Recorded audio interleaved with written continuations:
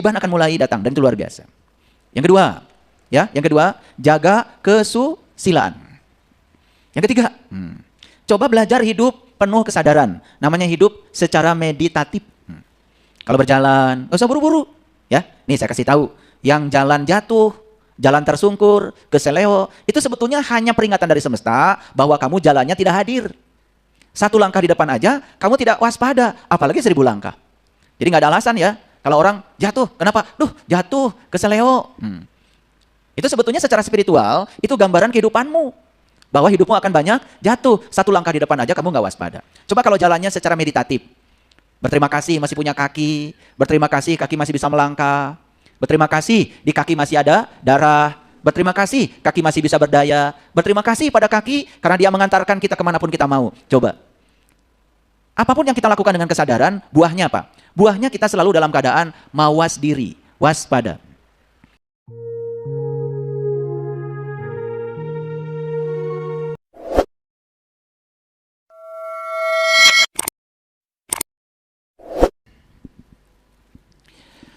Bismillahirrahmanirrahim. Assalamualaikum warahmatullahi wabarakatuh. Salam sejahtera untuk kita semua. Om Swastiastu, Namo Buddhaya, salam kebajikan, Sampurasun. Rahayu Sagung Dumadi. Semoga seluruh makhluk hidup di semesta ini, baik yang kelihatan maupun yang tidak kelihatan, di setiap ruang dan waktu, di semua tingkatan, senantiasa hidup berbahagia, bebas dari segala penderitaan, dan kita semua bisa menjadi sumber cinta, sumber sukacita bagi semua makhluk. Segala puji hanya milik Allah, Sang kehadiran, sang keberadaan yang mengurus mengatur seluruh makhluknya tanpa batas. Yang cinta kasihnya tidak bisa diragukan lagi karena beliau cinta kasihnya tanpa batas. Beliau adalah Tuhan yang maha segalanya. Beliau tetap baik kepada kita, apakah kita baik kepadanya atau tidak baik kepadanya, Tuhan tidak pernah berubah. Dia tetap maha baik. Oleh karena itu, atas kebaikannya kita semua hari ini, baik yang ada di masjid ini maupun puluhan ribu orang yang sedang ikut siaran hari ini, ya, semoga kita semua selalu memiliki kesadaran bahwa setiap detik, setiap nafas baru yang diberikan kepada kita, itu artinya semesta sedang memberikan kesempatan kepada kita untuk merenovasi, untuk berhijrah pada kesadaran baru. Kita puji Allah dengan membaca hamdalah. Alhamdulillahirabbil alamin. Mari kita awali kajian kita hari ini bersama-sama menghadirkan beliau di majelis ini. Merasakan kehadirannya dalam diri kita karena dia senantiasa memenuhi seluruh sel dalam tubuh kita. 100 triliun sel dalam tubuh kita, tidak ada satu sel pun yang tidak dihadiri olehnya. Mari kita mohon ridhonya, mohon berkahnya, seraya membaca basmalah. Bismillahirrahmanirrahim. Hari ini adalah hari terakhir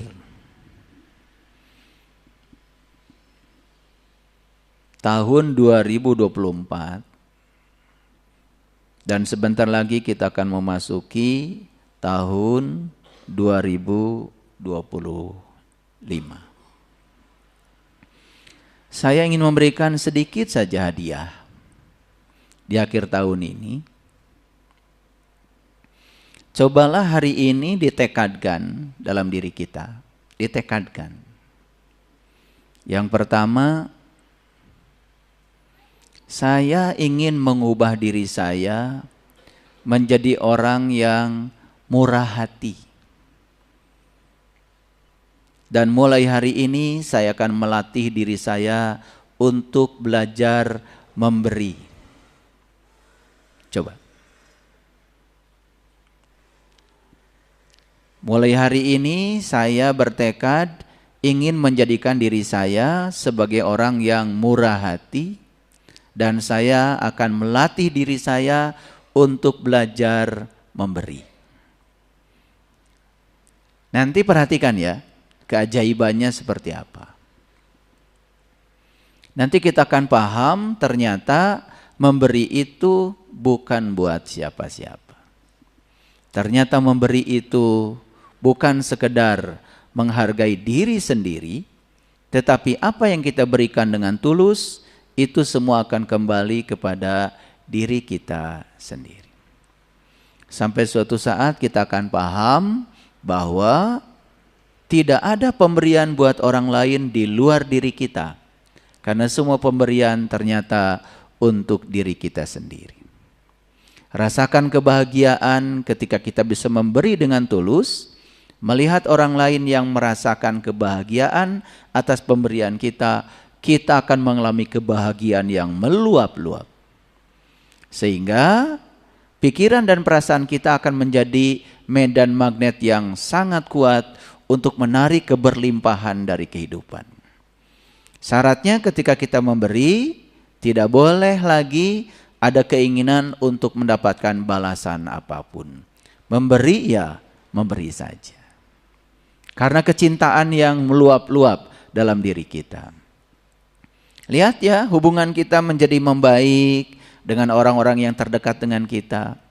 Memberi tidak selalu uang, memberi perhatian, memberi cinta kasih, memberi kepedulian. Banyak dimensi dari suatu pemberian. Coba perhatikan ya, orang yang melatih dirinya untuk selalu bermurah hati dengan cara memberi, hidupnya menjadi sangat menakjubkan. Ya, itu latihan kecil ya, catat. Latihan kecil yang kedua, ya, cobalah latih diri kita, ya, untuk hidup berpedoman kepada kesusilaan. Jangan lagi melakukan tindakan-tindakan yang merugikan diri sendiri dan orang lain.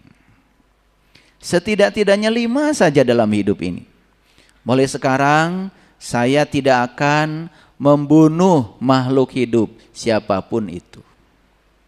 Mulai sekarang saya tidak akan mengganggu makhluk hidup siapapun itu.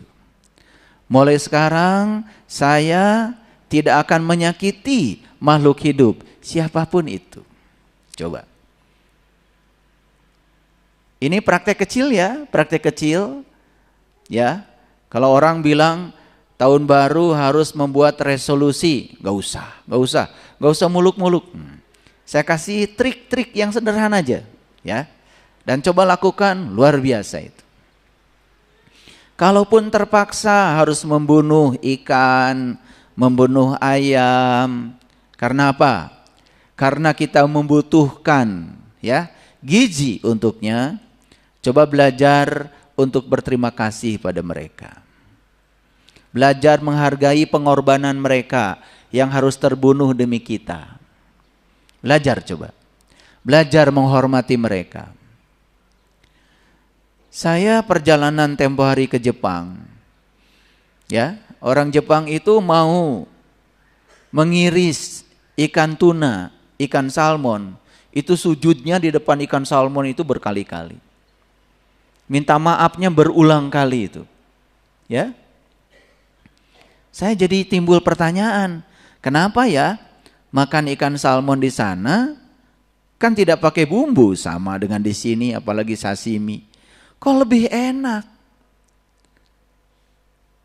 Karena mereka itu sudah tahu bahwa menghormati makhluk hidup, mencintai makhluk hidup, ternyata cinta yang diberikan itu kepada makhluk hidup akan menimbulkan struktur molekul dagingnya, struktur molekul airnya. Itu sudah diteliti ya oleh Profesor Masaru Emoto. Ternyata menimbulkan sesuatu yang indah dari sisi mikroskopik, secara molekuler. Orang tuh sampai ke situ. Ya. Jadi sekali lagi, hindari kalau bisa untuk tidak terlalu banyak membunuh. Apalagi membunuh sesama manusia. Atas nama apapun yang namanya membunuh, jelas itu akan menimbulkan karma buruk bagi kita. Yang kedua, mohon maaf ya. Coba tekadkan pada diri kita untuk menghindari mencuri. Mengambil yang bukan hak kita. Ya. Orang-orang pandai yang punya jabatan tinggi bahkan harus lebih hati-hati. Karena mereka mencurinya tidak kelihatan, tapi besar. Mau besar, mau kecil, itu karmanya sama. Merugikan orang lain. Kalau kita mengambil yang punya orang, maka semua harta yang diambil dan yang disebut milik kita akan mencari cara untuk lari dari diri kita dengan cara mereka masing-masing. Tiba-tiba keluarga pada sakit, ditipu orang, macam-macam. Jadi kalau harta kita itu kok deras sekali ya, padahal berlarian, apapun penyebab mereka lari, itu ada yang salah. Harta kita itu tidak betah bersama kita, ada yang salah. Karena cara mengambilnya salah. Itu adalah kesusilaan yang kedua. Yang ketiga, hindari berkata bohong. Bohong ya. Jangan kebiasaan itu bohong. Ini kecil-kecil aja ya, ngajinya kecil-kecil dulu. Ya. Paling tidak kalau tidak bisa tidak berbohong, kurangi atuh frekuensinya. Biasanya 100 kali sehari berbohong, jadi 99 kali gitu. Ya, tahun 2025 bagus. Itu juga perubahan. Hindari supaya tidak berbohong dalam segala aspek kehidupan. Itu yang ketiga. Yang keempat, ya. Jangan membuat harga diri kita menjadi murah. Dimurah mareh. Apalagi dengan melakukan suatu tindakan yang menghinakan diri kita sendiri. Apa saja itu? Ya? Udah berapa itu? Yang kelima, hindari melakukan aktivitas yang membuat kita kehilangan kesadaran. Apapun itu. Hobi biasanya. Ada yang hobi mancing, saking hobinya mancing sampai nggak sadar dengan waktu. Ada juga yang hobi makan. Hobi makan nih ya. Ya, ingat ya, makanan itu selalu berpotensi menurunkan tingkat kesadaran kita. Makanya makan itu pakai rumus. Rumusnya 3J. Jelas jadwalnya, jelas jenisnya, jelas jumlahnya. Makan sesuai dengan kebutuhan tubuh saja. Ya? Kan suka ada yang mengingatkan itu dari sini. Engap. Ini terus aja. Karena ini bilang enak. Jadi enak dan engap kemudian saling berantem. Yang sini bilang kenyang, yang sini bilang senang. Betul enggak? Iya, padahal enak itu cuma 10 cm aja ketika lewat sini. Kalau sudah lewat sini itu jadi beban baru. Akibatnya apa? Tubuh tidak sanggup lagi untuk memproses makanan yang masuk ke tubuh kita. Itu yang menyebabkan banyak orang kehilangan kesadaran, menjadi mabuk karena juangkan hobi. Ada yang hobi makan, ada yang hobi membicarakan orang, itu mabuk itu. Ya. Ada yang hobi memfitnah orang, ada yang hobinya mengomentari orang, itu. Ada yang hobinya merendahkan orang. Kurangi. Udah saya kasih tipsnya ya. Jadi yang pertama apa? Kembangkan kemurah hatian dengan cara lebih banyak melatih diri untuk memberi. Coba memberi ya. Kalau mau pergi kemana-mana ya, mau 500 perak, mau 1000 perak, mau 5.000, mau 50.000, sesuai dengan kemampuan masing-masing. Niatkan saya pergi mau memberi. Coba. Keajaiban akan mulai datang dan itu luar biasa. Yang kedua, jaga kesusilaan. Yang ketiga, coba belajar hidup penuh kesadaran. Namanya hidup secara meditatif. Kalau berjalan, nggak usah buru-buru. Ya, nih saya kasih tahu, yang jalan jatuh, jalan tersungkur, keseleo, itu sebetulnya hanya peringatan dari semesta bahwa kamu jalannya tidak hadir. Satu langkah di depan aja kamu tidak waspada, apalagi 1000 langkah. Jadi nggak ada alasan ya kalau orang jatuh. Kenapa? Jatuh keseleo. Itu sebetulnya secara spiritual itu gambaran kehidupanmu, bahwa hidupmu akan banyak jatuh. Satu langkah di depan aja kamu nggak waspada. Coba kalau jalannya secara meditatif, berterima kasih masih punya kaki, berterima kasih kaki masih bisa melangkah, berterima kasih di kaki masih ada darah, berterima kasih kaki masih bisa berdaya, berterima kasih pada kaki karena dia mengantarkan kita kemanapun kita mau. Coba, apapun yang kita lakukan dengan kesadaran, buahnya apa? Buahnya kita selalu dalam keadaan mawas diri, waspada. Kalau cuci piring jangan marah-marah, ya. Mendengarkan suara air itu meditasi. Bisa mencium bau sabun itu meditasi. Ya, bisa merasakan ya halusnya piring, permukaan piring itu luar biasa.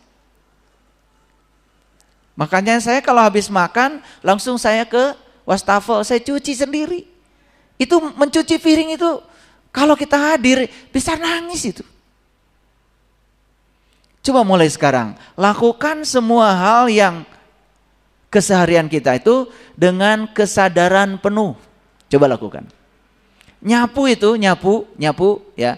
Saya kalau nyapu itu ya, nyapu ya. Kadang-kadang di rumah suka diambil tuh sama orang kerja, Bapak, yosku abdi atuh.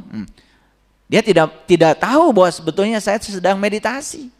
Nyapu itu saya imajinasikan saya sedang menyapu pikiran buruk saya sedang menyapu kata-kata yang tidak bagus dari mulut saya.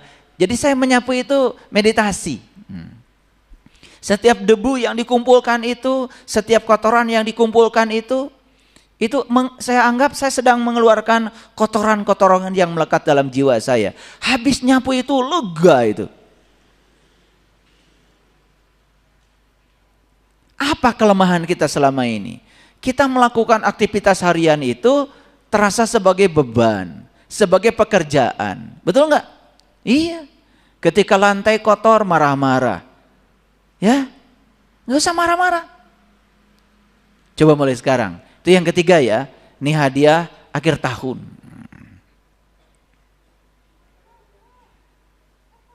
Udah siap? Belajar. Pipis penuh kesadaran. Sambil berterima kasih coba. Terima kasih ginjal, pegang. Kamu sudah memisahkan mana yang kotor, mana yang buat darah. Kan keren tuh, ya? Sehingga ginjal itu diajak bicara oleh kita. Terima kasih kantong kemih, terima kasih semua organ tubuh yang membuat kita bisa pipis. Makanya dalam hidup itu kan 3 yang harus keluar. Satu, ya, kotoran besar harus keluar itu. Kalau enggak, itu kan bahaya. Yang kedua, air kencing. Yang ketiga, keringat. Ya, jujur ya, nih, sudah keluar keringat gak pagi ini? Saya sudah lari tuh tadi pagi 7 kilo. Setiap pagi itu. Saya selalu 30 menit setelah ya semua rangkaian meditasi pagi selesai, saya langsung pakai sepatu lari. 7 kilo itu setiap hari. Ya, bagaimana kita bisa hidup sehat kalau tubuh kita nggak dirawat? Ya, tuh. Jadi kalau tubuh kita sudah sehat, banyak uang juga kan nggak apa-apa. Ya toh? Sudah sakit-sakitan, dompetnya kempes, betul nggak? Waduh, itu neraka namanya itu. Ya. Ini biasa pemanasan ya, karena hari ini agak berat nih judulnya. Ya, yang ketiga itu ya, hidup penuh kesadaran. Coba, itu asik itu. Bisa duduk seperti ini dalam keadaan sadar. Terima kasih, hari ini saya masih bisa melipat kaki. Alhamdulillah. Terima kasih gravitasi, hari ini saya masih bisa menyentuh lantai. Alhamdulillah. Terlalu banyak yang harus disyukuri. Ya, itu. Yang keberapa itu? Yang ketiga. Ya. Yang keempat, nih, nggak usah banyak-banyak ya. Yang keempat, coba latih diri kita untuk selalu menjunjung tinggi kerendahan hati dan rasa hormat. Latih diri kita untuk selalu menjunjung tinggi kerendahan hati dan rasa hormat. Lihat nanti hasilnya. Orang yang rendah hati itu tidak perlu meyakinkan orang lain kalau dia lebih baik daripada orang. Gak perlu. Orang rendah hati itu tidak perlu berkompetisi dengan siapapun untuk menyatakan dirinya manusia unggul. Gak perlu. Orang yang rendah hati itu secara otomatis akan mendapatkan penghormatan. Pasti akan dimuliakan oleh siapapun.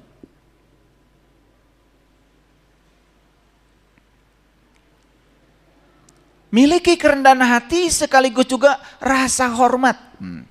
Rasa hormat pada siapapun. Coba. Jangan pilih-pilih ketemu orang. Ya. Saya itu kagum ya lihat orang Jepang. Siapapun yang ketemu selalu gitu. Selalu gitu ya. Bahkan semakin kita jalan-jalan ke area pedesaan itu. Kebetulan anak saya sekolahnya di Hiroshima itu. Jauh itu dari Tokyo. Ternyata makin ke pedesaan itu makin lebih bawah lagi tuh rukunya itu. Sampai ke bawah gitu ya. Luar biasa itu. Ya. Saya cuma ngasih kelebihan saja supaya uang kembalian itu tidak usah diambil sama supir taksi. Dia keluar dulu itu dari mobil hanya untuk memberikan penghormatan. Coba kalau orang menghormati kita, tersanjung gak kita? Betul gak? Iya, kita aja merasa senang kan? Betul gak? Dan memberikan penghormatan pada orang lain ternyata membuat silaturahim kita semakin bagus, hubungan kita semakin bagus, gitu. Coba lakukan hal-hal kecil yang semacam itu. Nah, 5 aja, nih yang kelima. Ya. Coba tingkatkan bakti kita. Yang pertama, bakti sama orang tua. Orang tua saya sudah tidak ada. Ya Allah. Tidak ada tubuhnya saja. Jiwa mereka itu masih ada. Jiwa beliau itu masih ada. Karena jiwa itu tidak pernah mati. Jiwa itu abadi seabadi ilahi. Cuman beda tempat. Atau siapa tahu yang sebut orang tua oleh kita itu sekarang sudah datang lagi. Menjadi cucu kita, menjadi anak kita. Sudah punya tubuh baru lagi. Siapa tahu yang jadi anak cucu kita itu, siapa tahu leluhur kita yang sudah kembali, yang akan menagih semua kebaikan yang pernah dititipkan oleh kita, oleh mereka kepada kita. Jadi kalau kita baik sama cucu, baik sama cicit, siapa tahu tuh leluhur kita yang sudah kembali, punya tubuh yang baru lagi. Makanya kenapa doa untuk orang tua itu, Allahumma gfirli wali walidaya warhamhuma kama robaini shogiro. Ya Allah, ampunilah aku dan dosa kedua orang tuaku, sayangi mereka sebagaimana mereka telah menyayangi aku waktu aku kecil. Waktu kita kecil tak berdaya, disayangi mereka. Ketika mereka datang lagi ke dunia, kecil tak berdaya, disayangi oleh kita. Itulah yang disebut dengan sebab akibat. Dengan demikian kita tidak merasa sombong. Membesarkan anak, membesarkan cucu, cicit, tidak merasa sombong. Kalau kita baik kepada mereka, karena mereka sedang mengambil kebaikan yang pernah dititipkan kepada kita. Coba pikirannya diperluas seperti itu. Jadi keren. Bakti sama orang tua. Saya membaca undang-undang yang dibuat oleh Xi Jinping di Cina. Yang kita sebut haluan politiknya adalah komunis. Bahkan mereka itu bakti sama orang tua itu diundangkan oleh negara. Bahkan kalau anak mentelantarkan orang tuanya, tidak tanggung jawab pada orang tuanya, bisa dihukum itu di Cina. Diundangkan itu. Ada undang-undang tentang bakti anak pada orang tua. Kenapa? Padahal yang punya hadisnya kan kita. Ridho Allah fi ridhol walidain. Ridho Allah tergantung ridho kedua orang tua. Ya Allah. Ketika masih hidup disakiti. Setelah hidup diziarahi kuburannya. Bodoh sekali. Ini saya kasih peringatan ya. Kalau yang masih punya orang tua dan masih hidup. Ya. Baktilah kepada mereka. Yang kedua, bakti kepada guru. Guru itu bukan seseorang. Siapapun yang dalam hidup kita telah mengantarkan kita menemukan kesadaran baru, itu guru. Sekalipun orang itu pernah menyakiti kita, tapi lewat dia kita menemukan kesadaran baru, itu guru. Siapapun orang yang mengantarkan kita untuk menemukan kehidupan yang lebih bijaksana, lebih damai, lebih luas, punya rasa hormat, itu guru. Dan mereka-mereka itulah orang yang telah membantu kita secara ruhaniah untuk mengalami kelahiran yang kedua. Sehingga kita memiliki kesadaran baru. Itu guru. Anak-anak kita yang menjengkelkan kita, guru. Pasangan kita yang marah-marah sama kita, guru. Dan semua adalah utusan Allah. Itu yang disebut dengan Rasulullah. Kita sempitkan Rasulullah itu hanya pada seseorang selama ini. Padahal itu bahasa Arab. Rasulullah artinya utusan Allah. Yang mana yang di semesta ini yang datang dan terjadi bukan utusannya? Yang mana? Semua utusan Allah. Semua kita butuhkan. Cuman karena selama ini kita menilai. Ini baik, ini buruk, ini benar, ini salah. Apa yang disebut baik oleh kita dicengkram habis-habisan. Apa yang disebut buruk oleh kita ditendang jauh-jauh. Padahal semua yang terjadi dalam kehidupan kita, disukai tidak disukai, semua hakikatnya adalah utusan Allah. Untuk kebaikan kita. Itu kebutuhan jiwa kita. Kenapa saya dipasangkan dengan si A, bukan dengan si B, bukan dengan si C? Itu utusan Allah, itu kebutuhanmu. Coba sekarang, kenapa saya mengalami peristiwa ini? Makanya orang-orang bijak ketika dia mengalami peristiwa apapun dalam hidupnya, tidak pernah mengatakan, Tuhan kenapa ini terjadi padaku? Gak pernah mengatakan begitu. Tapi Tuhan, ajarkan pesan apa yang hendak Engkau sampaikan lewat peristiwa ini untukku. Ajarkan aku bisa menangkap hikmah di balik ini semua. Itulah bedanya. Orang-orang yang tidak sadar selalu menggugat kepada Tuhan. Tapi orang yang sadar, dia mengatakan pada Tuhan, aku percaya semua yang terjadi dalam hidupku, ini adalah utusan Engkau ya Allah. Orang, peristiwa, kejadian, semua adalah utusan-Mu untuk kebaikanku. Dan itu adalah kebutuhanku. Oleh karena Tuhan, ajarkan kepadaku agar aku bisa menangkap semua makna di balik semua ini. Ajarkan kepadaku agar aku tidak menolak semua yang terjadi dalam kehidupanku. Ajarkan kepadaku agar aku seutuhnya bisa menerima semua ini. Sehingga tidak ada sakwa sangka lagi kepada Allah. Begitu kita sudah selesai di dalam, sudah suci di dalam, semua yang suci di luar itu akan datang. Begitu kita sudah mulia yang di dalam, semua yang di luar yang mulia menghampiri kita. Begitu kita sudah selesai di dalam, ternyata di luar dugaan, semua yang disebut masalah selama di luar diri kita berangsur menjadi pulih dengan sendiri.